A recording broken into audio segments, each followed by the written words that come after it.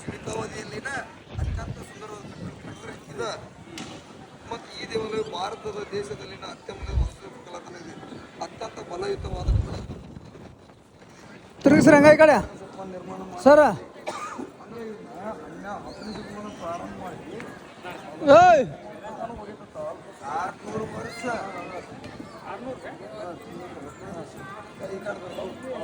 ಇದು ಬರೀ 10 ಅಂದ್ರೆ 16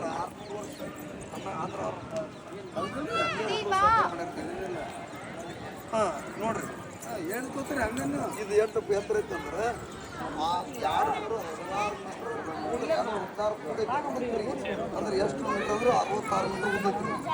66 ಮೀಟರ್ ಉದ್ದೈತಿ. ಕಳಶಪ್ರಾಯವಾಗಿದೆ. ಇಲ್ಲಿರುವ ಕಳಶ ಅಥವಾ ಶಿಖರಾಮ್ ಅಗ್ರಸ್ಥಾನ ನಿಂತದೇನೋ ಅಖಂಡ ಗ್ರ್ಯಾಂಡ್ ಅದೇನಕ್ಕೆ ಮೇಲೆ ಅದು ಒಂದೇ ಕಲ್ನಾಗ ಐತತ್ ನೋಡ್ರಿ. ಅಖಂಡ ಒಂದೇ ಕಲ್ಲ ಎಂದು ಎಲ್ಲರೂ ನಂಬುತ್ತಾರೆ.